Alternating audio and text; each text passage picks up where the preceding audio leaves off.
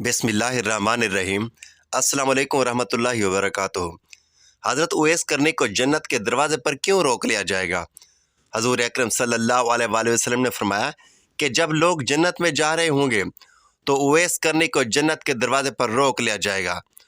حضرت اویس کرنی کون ہے؟ اویس نام ہے، عامر کے بیٹے ہیں، مراد قبیلہ ہے، کرن ان کی شاخ ہے اور یمن ان کی رہائش گاہ تھی۔ اویس کرنی نے ماں کی حد درجہ خدمت کی، وہ آسمانوں تک پہنچی۔ اویس کرنی حضور اکرم صلی اللہ علیہ وآلہ وسلم کی خدمت میں حاضر نہ ہو سکے۔ حضرت جبریل علیہ السلام حضور کے پاس پہنچے اور ان کی بات کو حضور نے بیان کیا، کیونکہ حضور صلی اللہ علیہ وآلہ وسلم دیکھ رہے تھے کہ آئندہ آنے والی نسلیں اپنے ماؤں کے ساتھ کیسا سلوک کریں گی۔ ایک سائل نے سوال کیا، یا رسول اللہ صلی اللہ علیہ وآلہ وسلم، قیامت کب آئے گی؟ تو آپ صلی اللہ علیہ وآلہ وسلم نے ارشاد فرمایا، مجھے نہیں معلوم کب آئے گی۔ تو سائل نے کہا، حضور کوئی نشانی ہی بتا دیں۔ تو آپ صلی اللہ علیہ وآلہ وسلم نے فرمایا، جب اولادیں اپنی ماؤں کو ذلیل کریں گی تو قیامت آ جائے گی۔ حضور صلی اللہ علیہ وآلہ وسلم نے حضرت عمر رضی اللہ تعالیٰ عنہ اور حضرت علی رضی اللہ تعالیٰ عنہ سے کہا کہ تمہارے دور میں ایک شخص ہوگا جس کا نام ہوگا اویس بن عامر، درمیانہ قد، رنگ کالا، جسم پر ایک سفید داغ۔ حضور اکرم صلی اللہ علیہ وآلہ وسلم نے ان کا حلیہ ایسے بیان کیا جیسے کہ سامنے ان کو دیکھ رہے ہوں۔ وہ آئے گا، جب وہ آئے تو تم دونوں نے اس سے دعا کروانی ہے۔ حضرت عمر رضی اللہ تعالیٰ عنہ اور حضرت علی رضی اللہ تعالیٰ عنہ کو اویس کرنے کی دعاؤں کی ضرورت نہیں تھی۔ یہ صرف امت کو پیغام دینے کے لیے ہے کہ ماں کا کیا مقام ہے۔ حضرت عمر فاروق رضی اللہ تعالیٰ عنہ حیران ہو گئے اور سوچنے لگے کہ حضور اکرم صلی اللہ علیہ وآلہ وسلم کیا کہہ رہے ہیں کہ ہم اویس کرنی سے دعا کروائیں۔ تو حضور اکرم صلی اللہ علیہ وآلہ وسلم نے فرمایا، عمر، علی، اویس نے ماں کی خدمت اس طرح کی ہے کہ جب وہ ہاتھ اٹھاتا ہے تو اللہ تعالیٰ اس کی دعا کو خالی نہیں جانے دیتا۔ حضرت عمر فاروق رضی اللہ تعالیٰ عنہ سے 10 سال خلیفہ رہے۔ 10 سال انہوں نے حج کیا، لیکن انہیں اویس نہ ملے۔ آخرکار ایک دن سارے حاجیوں کو اکٹھا کر لیا اور کہا کہ تمام حاجی کھڑے ہو جائیں۔ آپ رضی اللہ تعالیٰ عنہ کے حکم پر تمام حاجی کھڑے ہو گئے۔ پھر آپ رضی اللہ تعالیٰ عنہ نے کہا کہ سب بیٹھ جاؤ، صرف یمن والے کھڑے رہو۔ تو سب بیٹھ گئے اور یمن والے کھڑے رہے۔ پھر کہا کہ یمن والے سارے بیٹھ جاؤ، صرف مراد قبیلہ کھڑا رہے۔ پھر انہوں نے کہا کہ مراد والے سب بیٹھ جاؤ، صرف کرن والے کھڑے رہو۔ تو مراد قبیلے والے سب بیٹھ گئے، صرف ایک آدمی باقی بچا۔ اور حضرت عمر فاروق رضی اللہ تعالیٰ عنہ نے کہا کہ کیا تم کرنی ہو؟ تو اس شخص نے کہا کہ ہاں میں کرنی ہوں۔ تو حضرت عمر فاروق رضی اللہ تعالیٰ عنہ نے کہا کہ اویس کو جانتے ہو؟ تو اس شخص نے کہا کہ ہاں میں جانتا ہوں، وہ میرے بھائی کا بیٹا ہے اور میرا سگا بھتیجا ہے۔ اس کا دماغ ٹھیک نہیں رہتا، تھوڑا پاگل سا ہے، کیونکہ آپ رضی اللہ تعالیٰ عنہ کیوں پوچھ رہے ہیں؟ تو حضرت عمر فاروق رضی اللہ تعالیٰ عنہ نے کہا کہ مجھے تو تیرا دماغ صحیح نہیں لگ رہا۔ آپ نے پوچھا کہ وہ کدھر ہے؟ تو اس نے کہا کہ آیا ہوا ہے۔ پوچھا وہ کہاں گیا ہے؟ تو اس نے کہا کہ وہ عرفات گیا ہے اونٹ چرانے کے لیے۔ آپ رضی اللہ تعالیٰ عنہ نے حضرت علی رضی اللہ تعالیٰ عنہ کو ساتھ لیا اور عرفات کی طرف چل پڑے۔ جب وہاں پہنچے تو دیکھا کہ اویس کرنی درخت کے نیچے نماز پڑھ رہے ہیں اور اونٹ چاروں طرف چل رہے ہیں۔ انہیں نماز پڑھتا دیکھ کر حضرت علی رضی اللہ تعالیٰ عنہ اور حضرت عمر رضی اللہ تعالیٰ عنہ بھی درخت کے نیچے بیٹھ گئے اور حضرت اویس کرنی کی نماز ختم ہونے کا انتظار کرنے لگے۔ جب حضرت اویس کرنی نے محسوس کیا کہ 2 آدمی آئے ہوئے ہیں تو انہوں نے نماز مختصر کر دی، سلام پھیرا۔ تو حضرت عمر فاروق رضی اللہ تعالیٰ عنہ نے پوچھا، کون ہو بھائی؟ تو کہا جی میں مزدور ہوں، اسے خبر نہیں کہ یہ کون ہے۔ تو حضرت عمر فاروق رضی اللہ تعالیٰ عنہ نے کہا کہ تیرا نام کیا ہے؟ تو اویس کرنی نے کہا کہ میرا نام اللہ کا بندہ ہے۔ تو حضرت عمر فاروق رضی اللہ تعالیٰ عنہ نے کہا کہ سارے ہی اللہ کے بندے ہیں، تیری ماں نے تیرا کیا نام رکھا ہے؟ تو حضرت اویس کرنی رضی اللہ تعالیٰ عنہ نے کہا کہ آپ کون ہیں میری پوچھ گچھ کرنے والے؟ ان کا یہ کہنا تھا کہ حضرت علی رضی اللہ تعالیٰ عنہ نے کہا کہ اویس، یہ امیر المومنین عمر بن خطاب رضی اللہ تعالیٰ عنہ ہے اور میں ہوں علی رضی اللہ تعالیٰ عنہ بن ابی طالب۔ حضرت اویس کا یہ سننا تھا کہ وہ کانپنے لگے اور کہا کہ جی میں معافی چاہتا ہوں، میں تو آپ کو پہچانتا ہی نہیں تھا، میں تو پہلی دفعہ یہاں آیا ہوں۔ تو حضرت عمر فاروق رضی اللہ تعالیٰ عنہ نے کہا کہ تو ہی اویس ہے؟ تو انہوں نے کہا کہ ہاں میں ہی اویس ہوں۔ حضرت عمر فاروق رضی اللہ تعالیٰ عنہ نے کہا کہ ہاتھ اٹھا اور ہمارے لیے دعا کر۔ تو وہ رونے لگے اور کہا کہ میں دعا کروں؟ آپ لوگ سردار ہیں اور میں آپ کا نوکر ہوں، آپ لوگوں کے لیے دعا کروں؟ تو حضرت عمر فاروق رضی اللہ تعالیٰ عنہ نے کہا کہ ہاں، اللہ کے نبی صلی اللہ علیہ وآلہ وسلم نے فرمایا تھا عمر اور علی جیسی ہستیوں کے لیے حضرت اویس کرنی رضی اللہ تعالیٰ عنہ کے ہاتھ اٹھوائے گئے۔ کس لیے؟ اس کے پیچھے جہاد نہیں، تبلیغ نہیں، تصوف نہیں، تہجد نہیں، ہر وقت سجدے میں نہیں پڑے رہتے تھے، اس کے پیچھے صرف اور صرف ماں کی خدمت ہے۔ جب لوگ جنت میں جا رہے ہوں گے تو حضرت اویس کرنی رضی اللہ تعالیٰ عنہ بھی چلیں گے۔ اس وقت اللہ تعالیٰ فرمائیں گے کہ باقیوں کو جانے دو، اویس کرنی کو روک لو۔ اس وقت حضرت اویس کرنی رضی اللہ تعالیٰ عنہ پریشان ہو جائیں گے اور کہیں گے اے اللہ، آپ نے مجھے دروازے پر کیوں روک لیا؟ تو تم مجھ سے اس وقت اللہ تعالیٰ فرمائیں گے کہ پیچھے دیکھو۔ جب پیچھے دیکھیں گے تو پیچھے کروڑوں اربوں کی تعداد میں جہنمی کھڑے ہوں گے۔ اللہ تعالیٰ فرمائے گا کہ اویس تو اپنی انگلی کا اشارہ کرتا جا، تیری انگلی کے اشارے کے نیچے جتنے لوگ آئیں گے میں ان کو تیرے طفیل بخش دوں گا۔ یہ تھا ماں کی خدمت کا مرتبہ اور مقام۔ حضرت اویس کرنی کو حضور اکرم صلی اللہ علیہ وآلہ وسلم کے ذات سے والہانہ عشق تھا۔ یہی وجہ تھی حضور فرمایا کرتے تھے کہ یمن کی طرف سے مجھے محبت کی خوشبو آتی ہے، کیونکہ وہاں میرا دوست اویس کرنی رہتا ہے۔ آپ نے فرمایا کہ قیامت کے روز حق تعالیٰ 70,000 فرشتے پیدا کر جن کی اشکال خواجہ اویس کرنی کے جیسی ہوگی، اور ان کے جلوس میں خواجہ صاحب کو بہشت کی طرف لے جایا جائے گا۔ ساری کائنات یہ منظر دیکھے گی، مگر کوئی شخص پہچان نہیں پائے گا کہ اصل خواجہ اویس کرنی کون ہے۔ اللہ تعالیٰ نے جس طرح دنیا میں ان کو لوگوں سے چھپائے رکھا، اسی طرح روز قیامت کو بھی ان کو غیر کی نگاہوں سے دور اور محفوظ رکھے گا اللہ تعالیٰ، کیونکہ حق تعالیٰ کا فرمان ہے کہ میرے دوست میری قبا کے نیچے رہتے ہیں، اور اسی وجہ سے ان کو کوئی پہچان نہیں سکتا۔ خواجہ اویس کرنی کو کسی نے نہیں دیکھا ماں سوائے چند ایک صحابہ کرام کے۔ حضرت اویس کرنی رضی اللہ تعالیٰ عنہ اسلام آنے سے پہلے ہی اس دنیا میں تشریف لا چکے تھے۔ بچپن میں ہی آپ والد کی شفقت سے محروم ہو گئے، اسی لیے ان کو بچپن ہی میں محنت مزدوری کرنا پڑی۔ آپ لوگوں کے اونٹ اجرت پر چرایا کرتے تھے اور اس اجرت سے اپنا اور اپنی ضعیف اور نابینا والدہ کا پیٹ پالا کرتے تھے۔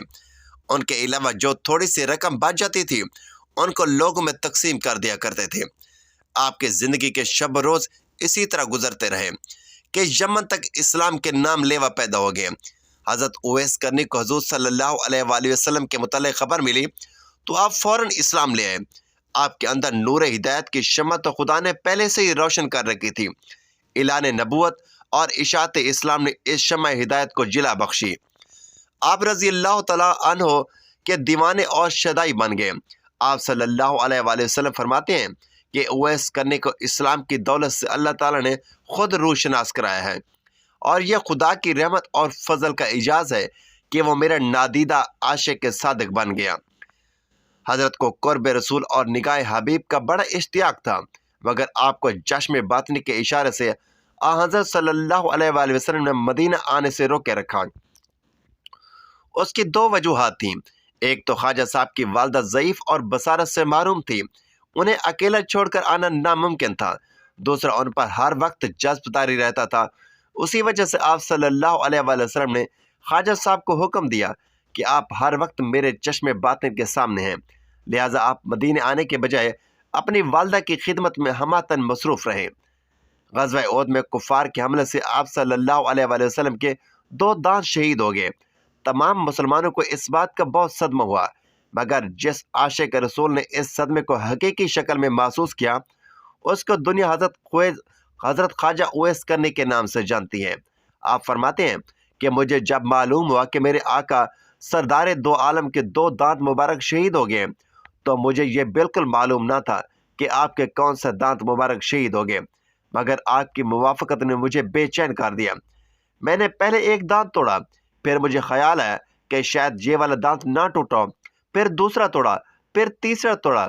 غرض یہ کہ جو جنون موافقت شدت اختیار کرتا گیا اور میں دانت توڑتا چلا گیا حتیٰ کہ سارے دانت توڑ ڈالے۔ اللہ تعالیٰ کو اپنے محبوب کی اس عاشق دلگیر کی یہ ادا بڑی پسند آئی اور اس کے لیے کیلے کا درخت پیدا کیا، کیونکہ ٹوٹے دانتوں کے ساتھ سوائے نرم غذا کے لوگوں کے لیے اور کوئی چیز کھانا ناممکن تھی۔ صحابہ کرام نے آپ صلی اللہ علیہ وآلہ وسلم سے وقت وصال پوچھا کہ آپ کا فرقہ ہم کس کو دیں؟ آپ نے فرمایا کہ اویس کرنے کو۔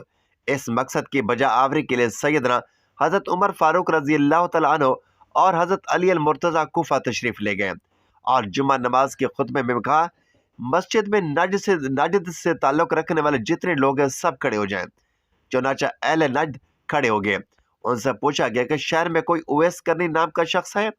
سب نے جواب دیا کہ ہم اویس کرنے سے بالکل آشنا نہیں ہیں، ہاں البتہ ایک دیوانہ ہے جو لوگوں سے بیزار ہو چکا ہے اور ہر وقت ویرانوں میں رہتا ہے اور آبادی کی طرف بالکل نہیں آتا۔ حضرت عمر اور حضرت علی نے کہا کہ وہ کہاں ہے؟ ہمیں اس سے ملواؤ۔ عرض کی گئی کہ وہ وادی ارنا میں اونٹ چراتا ہے اور رات کو روکھی سوکھی کھا کر سو جاتا ہے، کسی سے بات تک نہیں کرتا۔ وہ کھانا جو ہم لوگ کھاتے ہیں اس کو پسند نہیں کرتا، لوگوں کو خوش دیکھتا ہے تو روتا ہے اور جب لوگوں کو روتے ہوئے دیکھتا ہے تو خوش ہوتا ہے۔ جب حضرت عمر اور حضرت علی وادی ارنا میں پہنچے تو انہوں نے دیکھا کہ خواجہ اویس کرنی نماز ادا کر رہے ہیں اور ان کے اونٹوں کو فرشتے چرا رہے ہیں۔ جب خواجہ اویس کرنی نماز سے فارغ ہوئے تو حضرت عمر نے آپ کو السلام علیکم کہا، جواب ملا وعلیکم السلام۔ حضرت علی نے آپ سے نام پوچھا، جواب دیا کہ میرا نام اللہ کا بندہ ہے۔ حضرت عمر نے کہا کہ اللہ کے بندے تو ہم سب ہیں، آپ اپنا خاص نام بتائیے۔ خواجہ صاحب بولے کہ میرا نام اویس ہے۔ حضرت عمر نے ان کا ہاتھ پکڑ کر وہ نشان دیکھا جس کے متعلق حضرت صلی اللہ علیہ وآلہ وسلم نے ذکر فرمایا تھا کہ وہ نشان اویس کی شناخت کی علامت ہوگا۔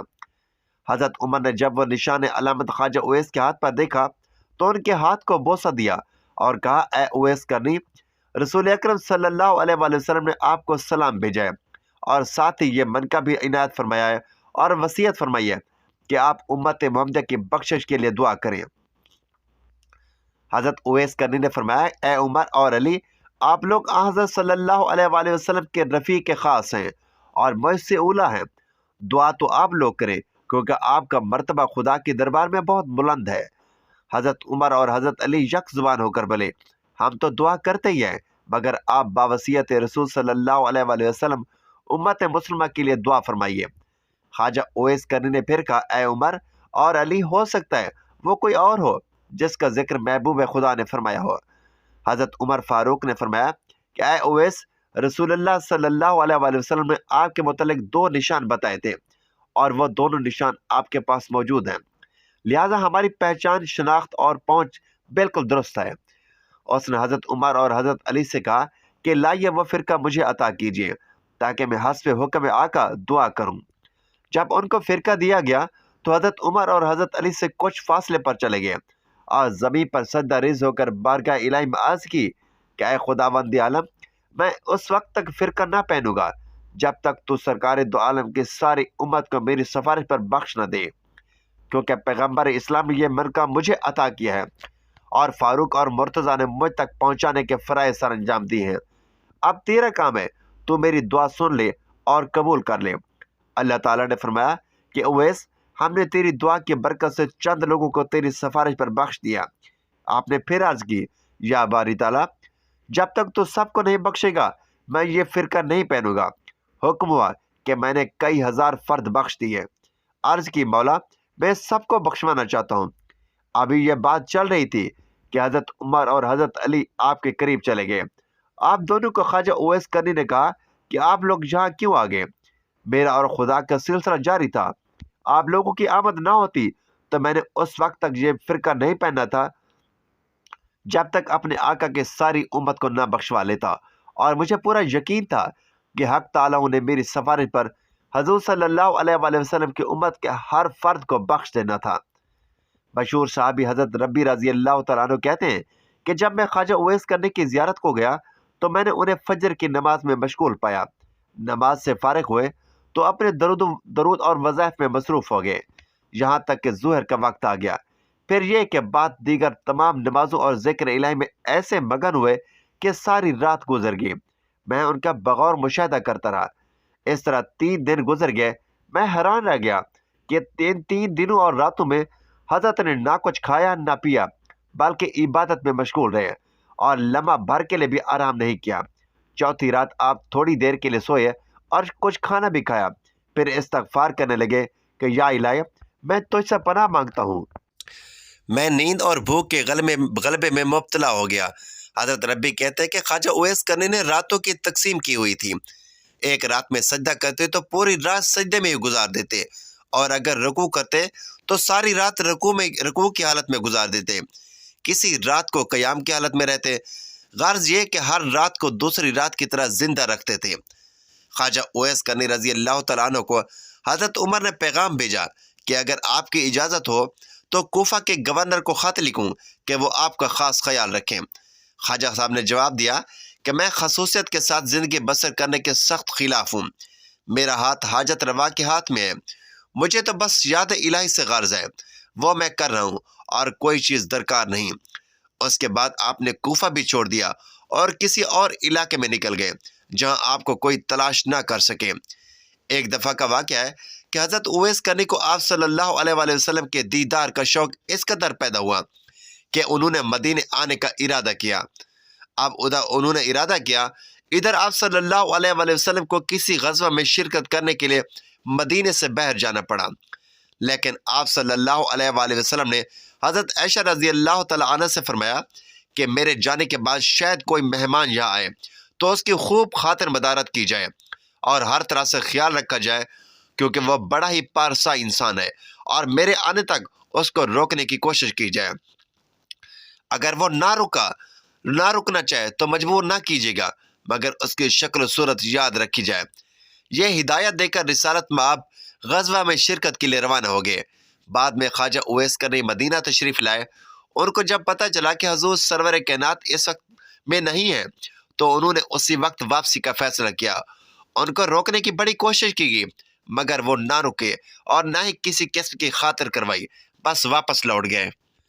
جب آپ صلی اللہ علیہ وآلہ وسلم مدینہ واپس تشریف لائے تو آتے ہی انہوں نے حضرت عائشہ صدیقہ رضی اللہ تعالیٰ عنہ سے سوال کیا کہ کیا کوئی مہمان آیا تھا؟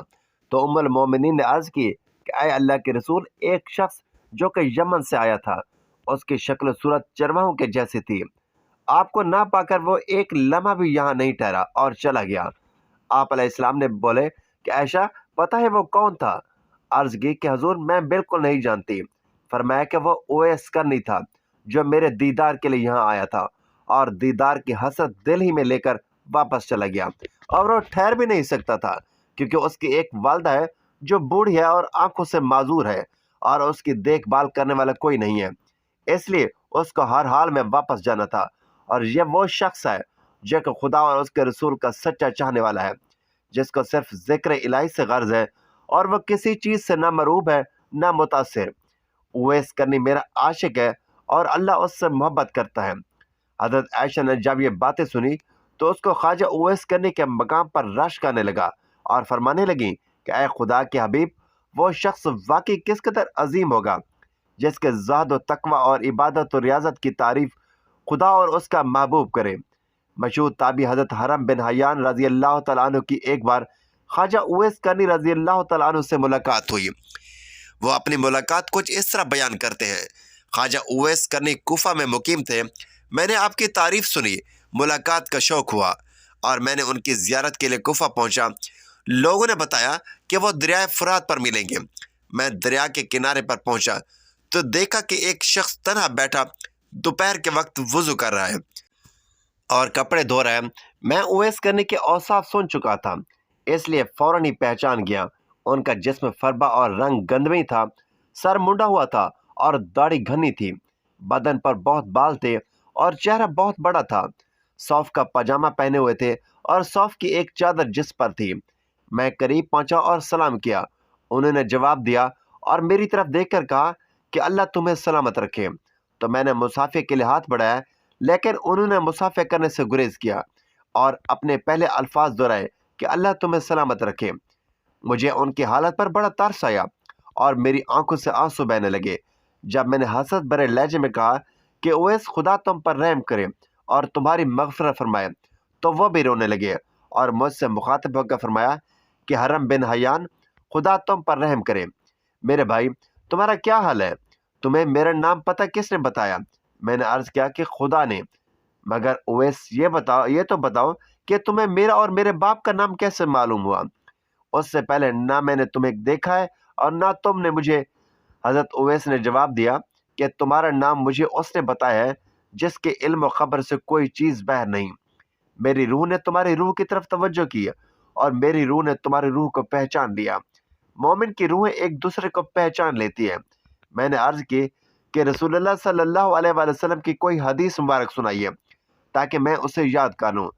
حضرت اویس کرنی نے فرمایا کہ میں نے سرکار دو عالم صلی اللہ علیہ وآلہ وسلم کی شرف صحبت حاصل نہیں کی، کہ البتہ حضور صلی اللہ علیہ وآلہ وسلم کے صحابہ کرام کو دیکھنے کی سعادت نصیب ہوئی ہے، اور تم لوگوں کی طرح ان کی زبان سے میں نے بھی حضور کی احادیث سنی ہے، لیکن میں اپنے اوپر یہ دروازہ کھول کر محدث، مفتی اور قاضی کہلانا پسند نہیں کرتا۔ مجھے خود اپنے نفس کے بہت سے کام ہیں۔ یہ کہہ کر وہ میرا ہاتھ پکڑ کر چومنے لگے۔ میں نے درخواست کی کہ پھر قرآن حکیم کی کچھ آیات سنا دیجیے۔ میرے دل میں آپ کی زبان سے قرآن سننے کا بے حد اشتیاق ہے۔